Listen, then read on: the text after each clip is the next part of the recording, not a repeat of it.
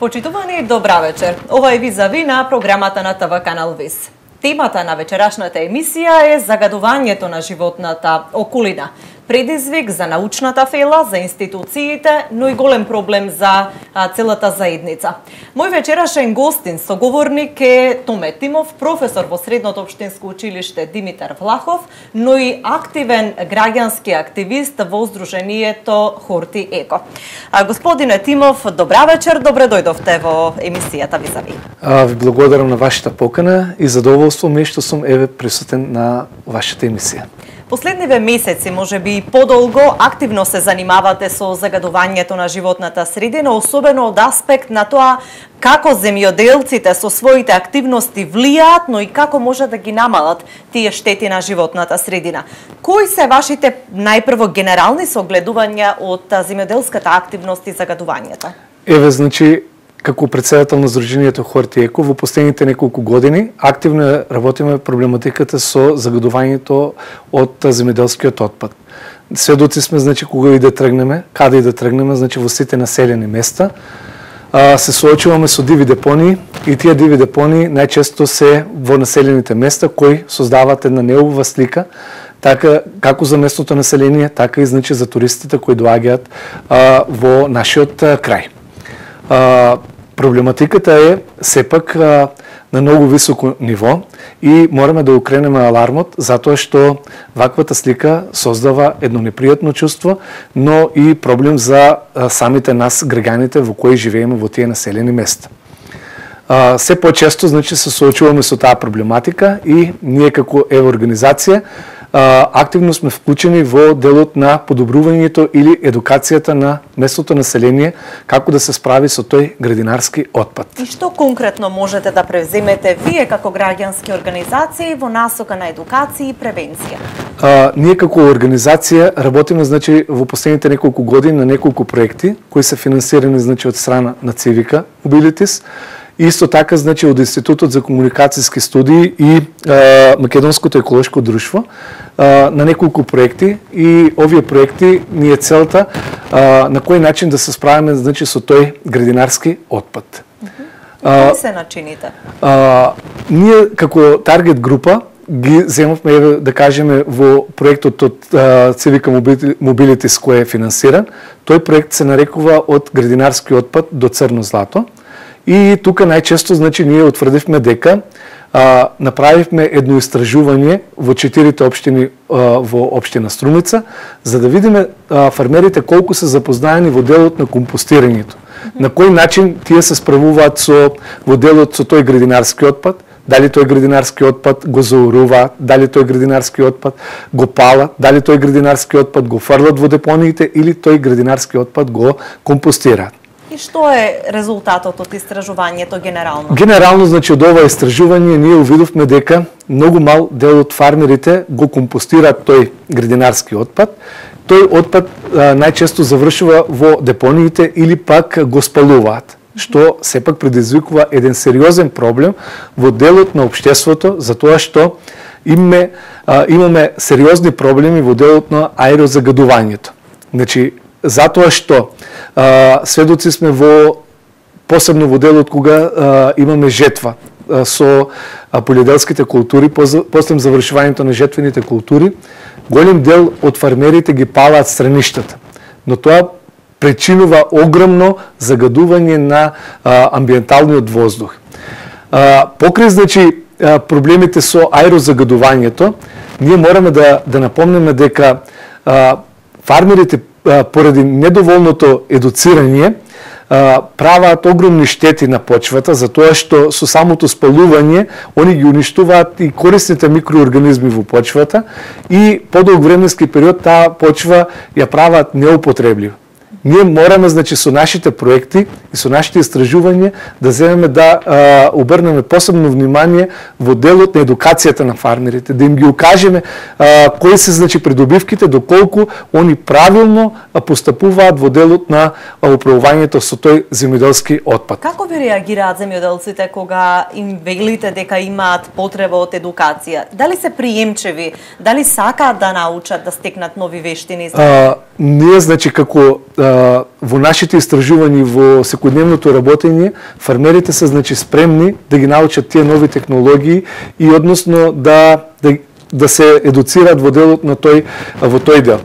Бидејќи ние, еве, од проектот на Civica Mobilities имавме и во делот на обуки, еве сега, нели, поради пандемијата, обуките се одвиваа онлайн и имавме, значи, голем број на фармери кои сакаат да слушнат во делот на таа зелена економија, во делот на управувањето со тој земјоделски отпад и луѓето се, значи, спремни. Тоа ме радува што поголемиот дел од целната група се млади фармери. Значи, ме радува дека младата популација на младите фармери се повеќе сакаат да ги научат тие нови техники и технологии во делот на управувањето со земјоделскиот отпад. Статистиките доскоро велеа дека, малку правам дигресија на разговоров, дека немаме млади фармери, дека возрастната граница на земјоделците, на фармерите е околу 50 години.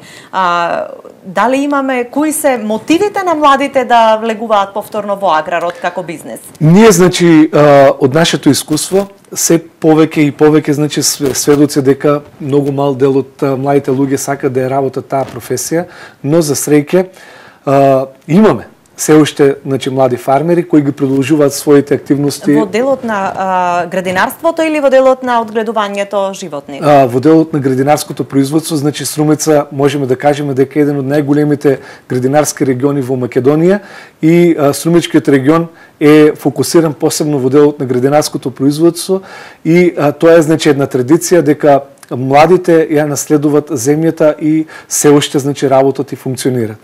Кои се проблемите на фармерите што создаваат толку големи количини од растителен отпад? Дали немаат начин како да управуваат со него?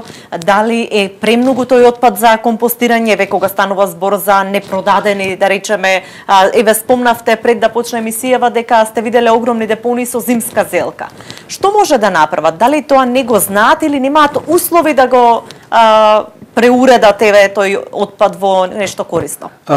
Значи, тука можеме да спомнеме дека, можеби пак ќе спомнеме дека едукацијата е особено важна, еве ние како една и од научната фела, мораме, значи, на терен да излеземе или пак еве со тие проекти што ги добиваме, да ги едуцираме фармерите. Постојат механизми со многу лесен начин и дел од фармерите ги знаат тие мерки. Еве да кажеме со употребата на тие мулчерки, дека можат да ги заорат растителните остатоци, дека со самото заорување може да ја обогатат почвата со органски материи.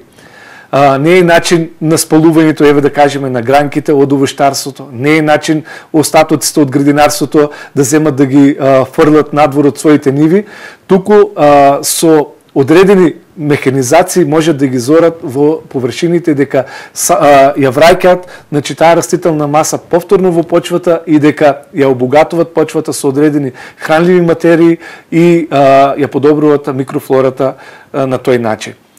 Мислам дека со употребата на со таа механизација може повторно да се врати тој градинарски отпад во самата почва. Не е механизам или начин да се фрлат на депониите. Или пак да кажеме, во делот на тој градинарски отпад може да го искористат во делот на сточарството.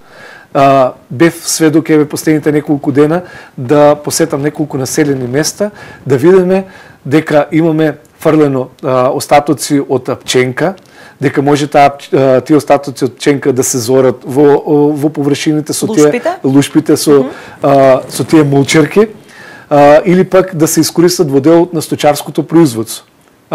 Сведоци бевме, еве, зимска зелка, видовме, значи, огромни депони од зимска зелка, дека таа зимска зелка може, еве, со тие мулчерки да се повторно, доколку не е продадена, да не се фрла на депониите, туку да се зори во површините или пак да се донираат во некои организации кои работат во делот на социјално грижливи кон социјално грижливите категории на луѓе. Но им требали посредници, еве, например, ако сакаат да го донираат тој земјоделски производ што им ја останат, како самите земјоделци ќе ги најдат потребните места за да се и имаат дополнителни трошоци патем, за да се транспортира, да се набере сета таа зелка? Да, тоа е факт, значи ние Тоа е сведоци сме, значи, на тие работи. Кај нас исто така, значи, треба да се работи и на таа проблематика. Да се поврзуваат. Да се поврзуваат организациите кои работат на таа проблематика во делот на донирањето на храна, да се обештетуваат фармерите, да кажем, со некоја одредена сума, да се потикнат, нели, да кажем, сепак и они имат вложено одредени финансиски средства, имат вложено работна сила, имат вложено труд, на некој начин да се најде некој механизам за обештетување и на фармерите, остатокот, ако не можат, нели, да го продадат, да се сепак стануваме збор за здрава храна која може да биде, значи, корисна. Ги спомнувате цело време машините кои што може да помогнат во заурувањето и ситнењето на тој градинарски отпад. Дали ги имаме ние доволно во овој регион? Знаеме дека честопати, нели, има современа механизација, но дали таа е достапна на струмичките градинари? Поголемиот дел, значи, од фармерите ги имат таа механизација, но не е мал бројот што ја немат, и они да изнајдат начини како, на кој начин, значи, да се одстранат од површините тој градинарски отпад, они наваѓаат одредени решенија кои не се соодветни на таа проблематика. Значи, и слабата финансиска моќ честопати игра улога во... Слабата финансиска моќ кај фармерите може би да игра, но пак ќе речеме и неедуцираност. Се огромен проблем. Така, зборуваме за компостирањето. Вие велите дека е потребна едукација во тој дел. Дали има веќе голем број на градинари, на фармери кои што имаат компостери? И дали е скапа оваа инвестиција да се набавуваат компостерите? Што би го чинело едно градинарско семејство да набави вакви направи за производство на органско ѓубриво? Еве, ние, значи, од проектот од градинарски отпад до црно злато, набавивме, значи, 5 компостери од 650 литри, и тие компостери ќе бидат, значи, беа поделени на 5 пилот фарми. Во 4 општини од Струмица, и едниот компостер го доделивме на земјоделското училиште Димитар Влахов, средното општинско училиште Димитар Влахов, каде учениците ќе имаат прилика да се запознаат со начинот на компостирање. Како инвестиција, не е скапа инвестиција. Начинот на компостирање е многу едноставен и лесен, каде со една обука може, значи, да се научи начинот на компостирање. Не само, значи, кај фармерите, значи, компостирањето може да биде и во градските средини, луѓето кои имаат во самите градови, кои имаат, значи, куќи, дека може да се постават такви компостери и дека можат остатоците од растителните остатоци да вршат компостирање, да не се наоѓаат, да кажеме, во тие депонии да завршуваат, туку едноставно да се реупотреби. Ние можеме да кажеме дека поразвиените земји мораат, значи, со закон имат они селектирање на тој отпад. Растителниот отпад мора да земат да го селектираат. Се надеваме дека, еве, преку ваквите проекти ќе ја подигнеме свеста кај фармерите, па и кај граѓаните во урбаните средини, да почнат да вршат компостирање и селектирање на тој отпад, што го имаме. Ние од проектот од градинарски отпад до црно злато ќе имаме исто така обуки во делот на компостирањето и во 4 општини. Подоцна исто така ќе изработиме од проектот и прирачник за компостирање, дека тој прирачник може да биде достапен на веб страната на Сдруженијето и на Facebook профилот на Сдруженијето, и во електронска, и во печатена, и во електронска форма ќе го има, каде секој од фармерите може да, и од луѓето кои се заинтересирани, ќе го дистрибуираме тој прирачник за како се изготвува и како се изработува компостирањето, и ќе имаме исто така и обуки во 4 општини дека ќе се одржат на кој начин може да се врши компостирање. Да. Во пределот на едукација, во областа на едукацијата, кога зборуваме, велите има компости во средното училиште Димитар Влахов. Колку е важна едукацијата од рана возраст, од учениците кои што ќе се во иднина занимаваат со некоја од аграрните гранки? Училиштето, значи, напорно работи со учениците во делот на зачувањето на животната средина, во делот на компостирањето. Има, значи, голем интерес и во училиштето веќе има поставено. Професорите, значи, имат дел од обуки, дел, значи, ги спроведуваат и во практичната настава и од особено важност е целните групи, да кажеме, уште во помала возраст, да ние ги научиме учениците, пак и младите фармери, на кој начин се врши компостирањето и колку е важноста, голема важноста да го прават тоа. Како реагираат учениците кога им покажуваат колку едноставно може да се употребат растителните остатоци во некоја друга намена? Те имат, значи, големи очекувања, исто така и многу позитивни реакции за тоа што го гледат колку е едноставен начинот, а кои се бенефитите од самото компостирање. За тоа што место да завршат во смет во канта, туку ние ги ставаме, значи, во компостери и на крај ги имаме придобивките после 5 до 6 месеци и имаме, значи, компост, кој подоцна го користиме дали во делот на цвеќарството, дали во градинарството, ја подобруваме, значи, почвата со органски материи. Кога станува збор за загадувањето, честопати се спомнува загадувањето кое што се прави со неконтролираната употреба на хербициди, да речеме, во земјоделските површини, особено на производите кои што се готови за консумација, затоа што тоа загадување пак доаѓа и како отров во човечкиот организам. Како може да го превенираме сето ова и кои се начините, освен на тоа што се едуцира, дали може би треба забрана на одредени сериозни хербициди? Има ли такви акции за да може да не се ракува со нив и да бидат луѓето изложени? Бидејќи честопати се прави превид, не се почитува периодот на каренца и така натаму. Можем да спомнам дека еве сега со Институтот за комуникацијски студии баш ке работиме на таа проблематика во следните 6 месеци.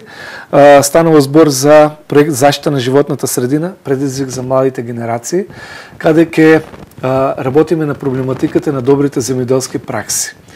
Во делот на добрите земјоделски пракси, како што напомнавте вие, е и правилното ракување со хемиски препарати и посебно во делот на загадувањето со пестициди, инсектициди, остатоците од нив. Тука е, значи, амбалажата, остатоците, значи, течните материи кои остануваат, затоа што големиот дел од фармерите, поради незнаење или пак поради неумешноста, тие остатоци, да кажем, од чешињата или пак од картонската амбалажа, најчесто може да завршат на депонии, знаеме дека има се уште остатоци од пестицидите и од инсектицидите, дека ги фрлат на депонии, дека ги фрлат во реки, ги спалуваат, а на тој начин сериозно може да дојде до загадување на животната средина. Многу е битно да се знае, еве, како што рековте вие, периодот на каренца. Периодот на каренца ни представува период од кога фармерите ќе третираат со одреден пестицид до крајното користење. Значи, колкав е тој период на каренца. Дали има 5, 10 или 15 дена, значи фармерите не смеат во тој временски период да вршат берба на земјоделските производи, затоа што активната материја во зеленчукот се уште не е разградена и дека после завршувањето на периодот на каренца тој производ е безбеден за конзумација кај крајните корисници. Мораме да напомниме дека еве преку ваквите проекти ќе се најде механизам како фармерите да ги користат тие добри земјоделски практики. Како може да ги натирате, еве? Ќе се натерат, значи, добрите земјоделски практики се со закон донесени дека фармерите мора да водат евиденција во кој временски период имат третирано со тие хемиски препарати, да запишуваат, например, да кажеме, дата, да запишуваат во која количина, со кој препарат, во кој временски период. Затоа што контроли, значи можни се контроли и да ви побарат дали вие водите евиденција на вашата фарма. Но до сега не сме слушнале да има контроли и да има казнети земјоделци. Дали во тој поглед имаме, не знам, некаков пропуст од страна на институциите, надлежните инспекции? Тоа не можеме, значи, со сигурност да кажеме, сепак, значи, треба тука институциите да видиме, значи, колкава е бројката од терен, дали постојат такви фармери кои се казнети. Вие сте сретнале ли некој што може би бил контролиран? Искрено да кажем, не. Затоа што не сме имали до ситуација да некој од нашите членови да каже дека е неконтролиран, туку казнат, но сепак мислам дека фармерите во тој дел внимава за тоа што сепак станува збор за конзумација на храна која ga користат и самите тие и не се допуштаат до тој степен да не ги почитуваат тие мерки во делот на каренцата. Но сепак убаво е да се знае како да ракуваат со тие хемиски препарати, каде да ги чуваат, како да управуваат за време на третирањето, да носат заштитни маски, да носат, значи, одела, да се запазува активната материја, значи колку грама на колку литри вода да се стави и така натаму. Исто така, во делот на добрите земјоделски пракси, тука влегуваат и користењето на ѓубривата, вештачките ѓубрива, и тука ни влегуваат правилната агрохемиска анализа, зимањето на почвени проби, за да видиме ние, значи, во почвата кои микро, макроелементи ги имаме, кои недостасуват, за да можат, фармерите врз база на тие агрохемиски анализи да вршат третирање на површините или пак на своите земјоделски култури. Затоа што сериозен проблем е неконтролираното третирање, да кажеме, со тие хемиски препарати, неконтролираното користењето на вештачките ѓубрива доаѓа до загадување на почвата, водата и воздух. Значи, тие се клучните елементи доколку ние имаме преголема количина на хемиски ѓубрива. Ги третираме во почвата, може да дојде со нивното измивање, да доаѓа до загадување на подземните води. Земјоделците велат дека ова им е скапа процедура, заради тоа што проверка, заради тоа што, например, имаат на 10 места по некаква земјоделска површина. И потребно им е примероци од сите тие 10 ниви, парцели кои што ги поседуваат. Дали се уште, редовните контроли, може би треба да се намалат цените? Кои се искуствата што пака и вас ги споделуваат? Искуствата, значи, од неколку години што работиме, значи, на терен, почесто, значи, последните неколку години е подигната свеста кај фармерите и ги имат видено бенефитите од правењето на агрохемиските анализи на почвата. Затоа што правењето на агрохемиската анализа на почвата не е скапа инвестиција, туку напротив, таа е многу ефтина инвестиција и ги добиваат правилните анализи, да кажеме во кој временски период треба да третираат со одредени ѓубрива врз база на недостатокот на самата почва. И не представува, значи, голема инвестиција во анализите, но бројките може заштедуваат на ѓубрива и со тоа неконтролирано, значи, не ставаат ѓубрива. Не се труе почвата за тоа што подолг временски период. Ако ние не направиме агрохемиска анализа, имаме големи проблеми, може да дојде до засолување на почвата и до загадување на подземните води, што сепак станува, значи, сериозен проблем и во тој дел. Така, има неколку начини на загадување всушности на водите токму од земјоделските активности, ќе зборуваме и за нив. Само не ве прашав, велите, дел од амбалажата од пестицидите завршува на депонии. Како би требало да управуваат со тој отпад? Например, откако пластично шише со некој препарат ќе биде истрошено, што да прават со него? Што велат добрите практики? Добрите практики, значи, велат дека загадувањето, како што напомнавме, значи, тука постојат 3 начини на загадување: загадувањето на водите, загадување на почвите и загадување на воздух. Значи, тие не се трите клучни фактори кои доаѓаат до загадувањето. Практиките, значи, кажуваат дека фармерите треба, значи, да постојат посебни единици кои ќе се изнајде некој модел на кој начин да управуваме со таа амбалажа. Затоа што сепак таа амбалажа представува опасност за животните, значи за луѓето и за рибите. И за целата животна средина. Сега, кој треба? Дали ова е повторна задача на институциите, затоа што некој секако треба да го организира ова? Тоа значи сепак е работа на институциите за да се најде посебен модел на кој начин. Важна алка во целиот овој процес. Секако значи ние не можеме без институциите затоа што сепак ние како граѓански организации можеме да делуваме во делот на едукацијата, ние можеме да делуваме во креирањето на одредени политики, дека сме ние сепак и креатори на одредени политики во делот на земјоделството, за заеднички да видиме со министерствата кај се проблемите, на кој начин да се решат, за да можеме нели да ги решиме тие проблематики. Или пак да се најдат, да се видат примери од нашите соседи, од поразвиените земји, на кој начин тие го имат решено проблемот со амбалажата која останува од третирањето со хемиските препарати. Так.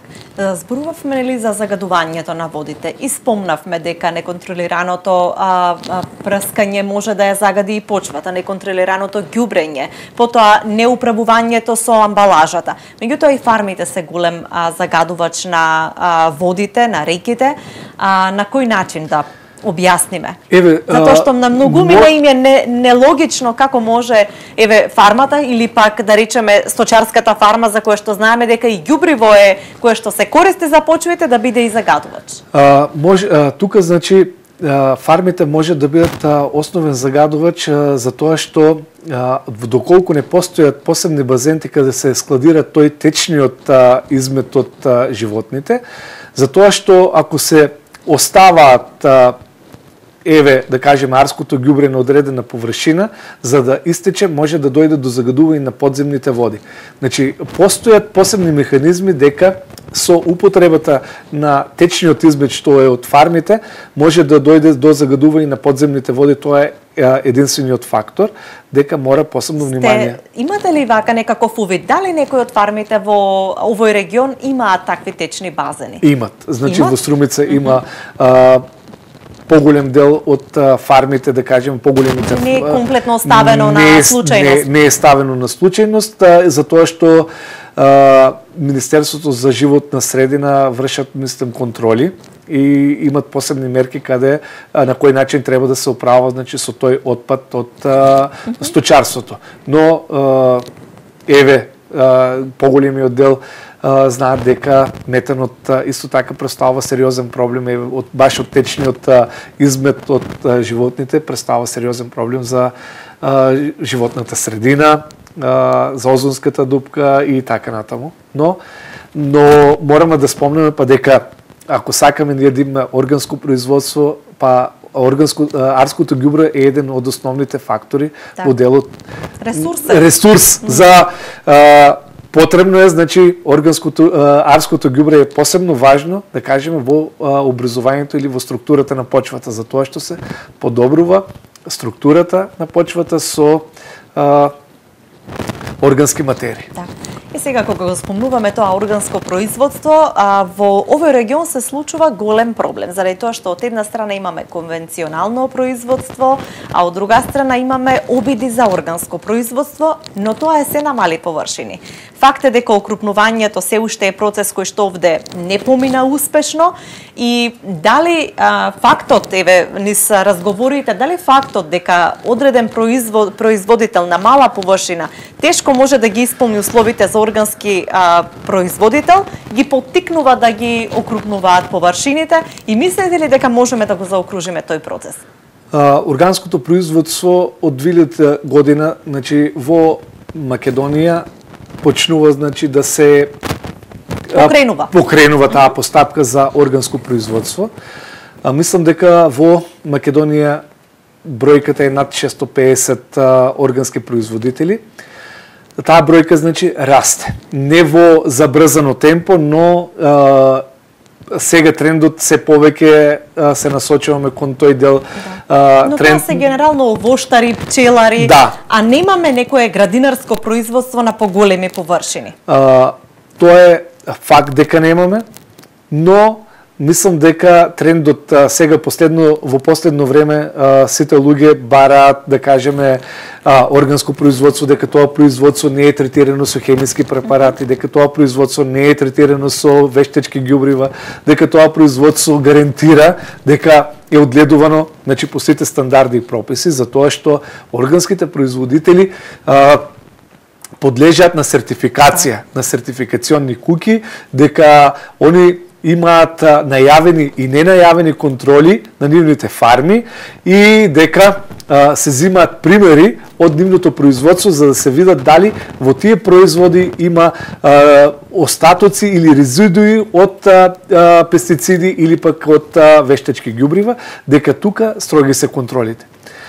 Нашите сознанија во Струмичкиот регион, па и во Македонија, поголемиот дел на органски производители ни се овоштари, посебно, еве да кажеме, во Валандовскиот регион, таму ни е застапено, има неколку фарми кои се органски сертифицирани во делот на јапонска јаболка, калинка, грозје, додека во Струмичкиот регион па сликата е поразлична, каде имаме доста големи производители на актинидија или киви, дека имаме голем дел на производители на органски мед и органски јагоди и деколку мали фарми за градинарски производи.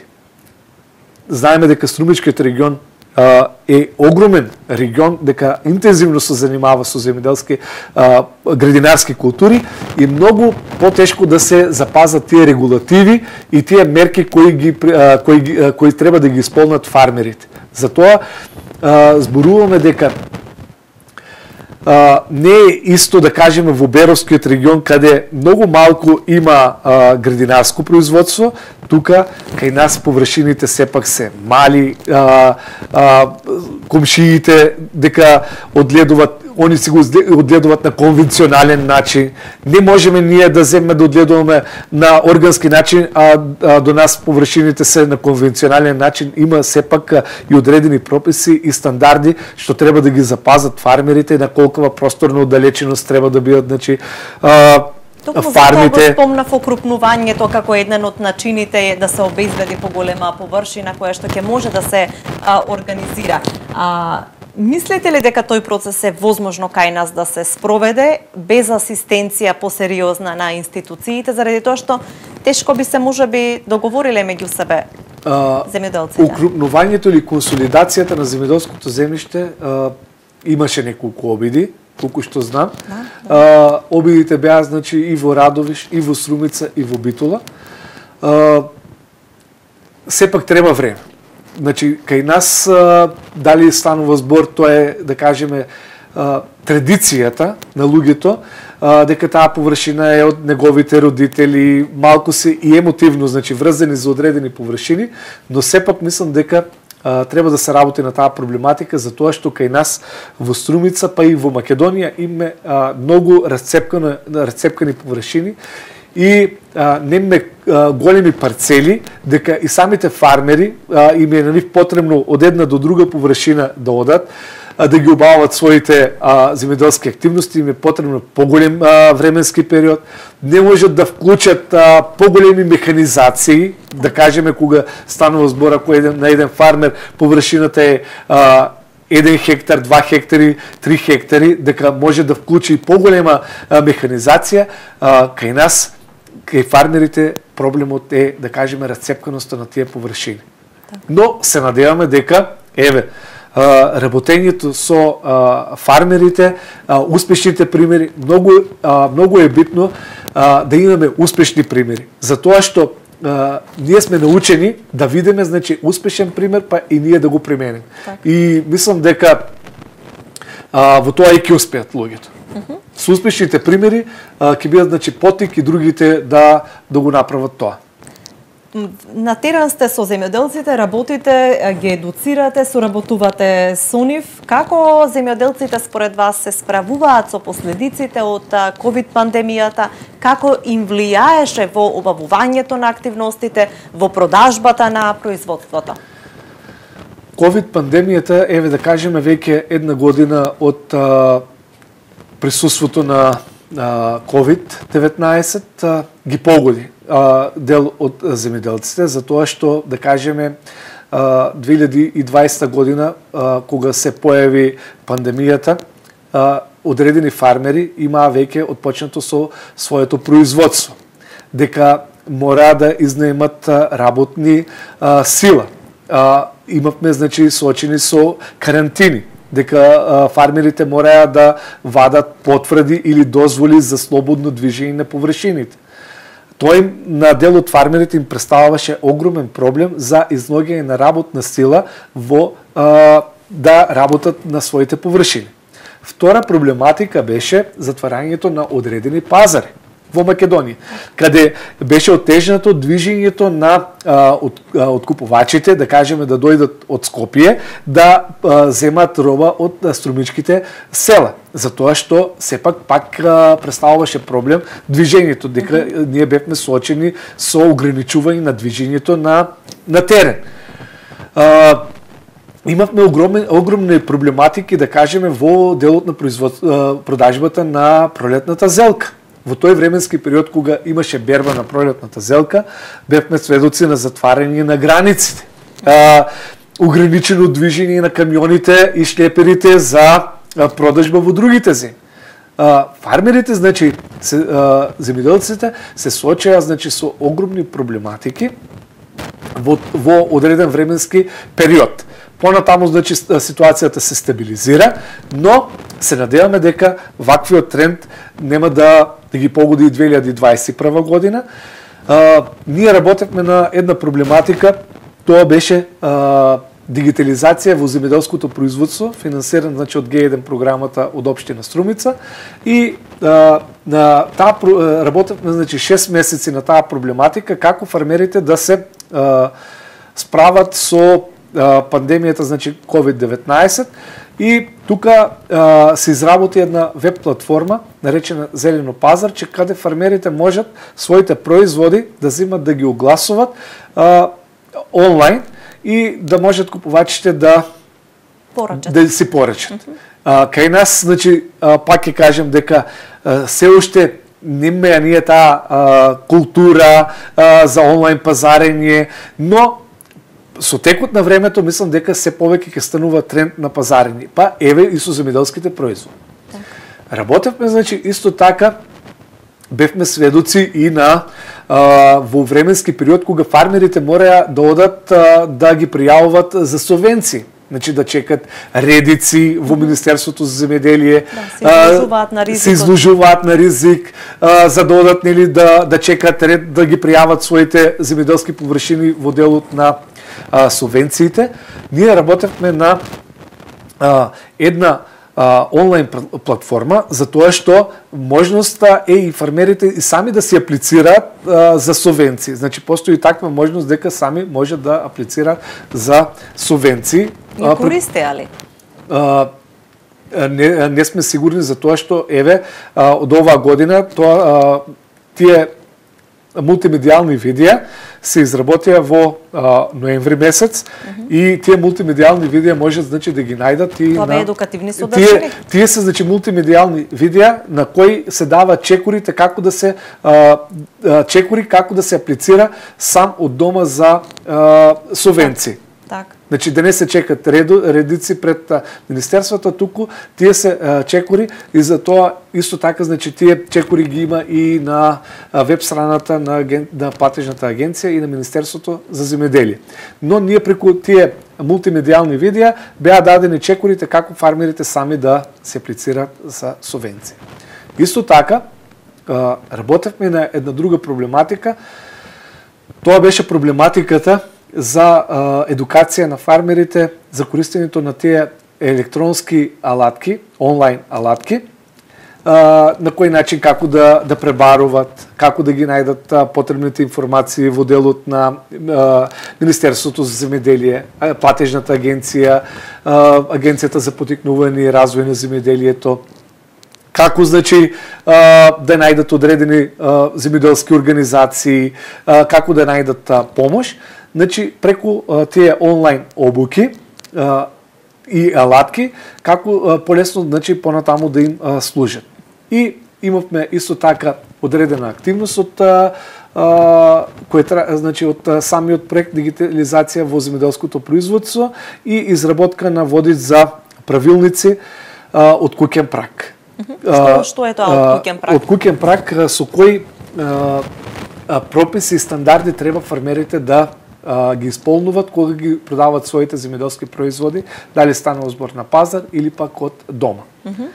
И последната активност беше посета на самите фармери. Колку мина опфативте во тој проект? Фармери? Во тој проект беа опфатени повеќе од 400 фармери.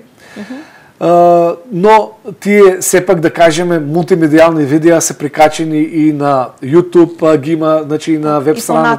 И значи постојано можат слободно, значи да се погледнат на YouTube, може да слободно се видат, тие се јавно достапни и има доста прегледи од самите фармери.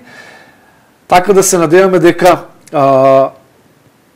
ќе работиме на тие проблематики во делот на земјоделието, затоа што земјоделството е еден од клучните фактори во општеството. Значи, без храна не можеме да живееме. Ние видовме дека, самата пандемија, кога бевме затворени, единствено нешто што ни беше потребно, не беше храната. Така е.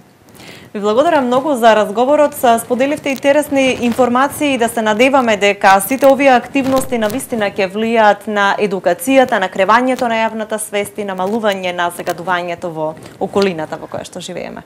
Ви благодарам на поканата и се надевам дека нашите фармери ќе бидат, значи, ценети и почитувани во делот во општеството и ќе си го земат, значи, своето место, бидејќи тие се една од најголемите алки во општеството, бидејќи без храна не може ништо. Така е. Вам, почитувани гледачи, ви благодарам за вниманието со кое што не следевте. Ова беше Визави. Се разбира, останете со останатите содржини на Канал Вис.